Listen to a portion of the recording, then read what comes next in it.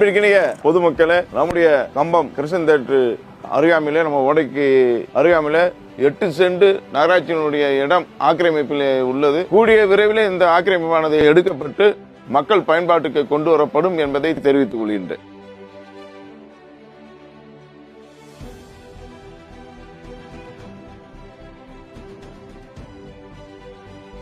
இது ஒரு கிட்டத்தட்ட 7 to 8 சென்ட் நகராட்சிக்கு சொந்தமான இடம் மக்கள் பயன்பாடு இல்லாம கிடக்கு. இதுல ஒரு வணிக வளாகங்கள் கட்டலாம். அதே மாதிரி யுவராஜ் தேட்டர் அருகாமையில் இருக்கக்கூடிய அந்த ஆக்கிரமிப்பு எடுத்தாலும் வணிக வளாகங்கள் கட்டலாம். இதே மாதிரி நம்ம கம்பம் நகராட்சிக்கு உட்பட்டு எண்ணற்ற இடங்கள் ஆக்கிரமிப்புல இருக்கு. பயன்படுத்த முடியாமல் இந்த மாதிரி மோசகரமான சூழ்நிலை நகராட்சி இடங்கள் முன்னதாக மக்கள் பயன்பாட்டுக்கு இருந்த இந்த இடம் தற்போது பயன்படுத்த முடியாமல் இருக்கு. இதெல்லாம் நகராட்சி எடுத்து தன்னுடைய லிஸ்ட்ல வச்சு இந்த இடத்தெல்லாம் மறு பயன்பாட்டுக்கு நல்லது ஒரு முறையில் ஒரு வணிக வளாகம், கடைகள் இதெல்லாம் கட்டி கொண்டு வரணும்னு கேட்டுக்கிறேன்.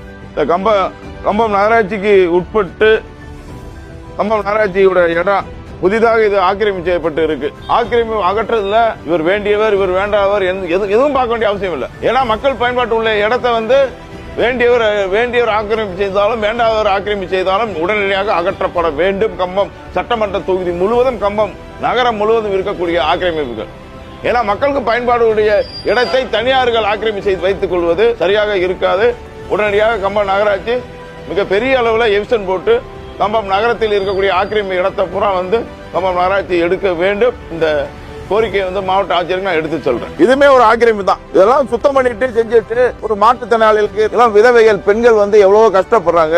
அவர்களுக்கெல்லாம் நகராட்சியின் சார்பாக ஏதோ ஒரு வணிகம் செய்வதற்கு ஒரு ஏற்பாடு செய்து கொடுத்தா அவர்கள் குடும்பம் நல்லா இருக்கும். இதெல்லாம் மனசுல கருத்தில் கொண்டு இந்த ஆக்கிரமிப்பெல்லாம் எடுத்துட்டு சிலைகளை சுத்தி அசுத்தம் இல்லாமல் அழகாக வைக்க வேண்டும் என்று கம்பம் நகராட்சியை கேட்டுக்கொண்டேன்.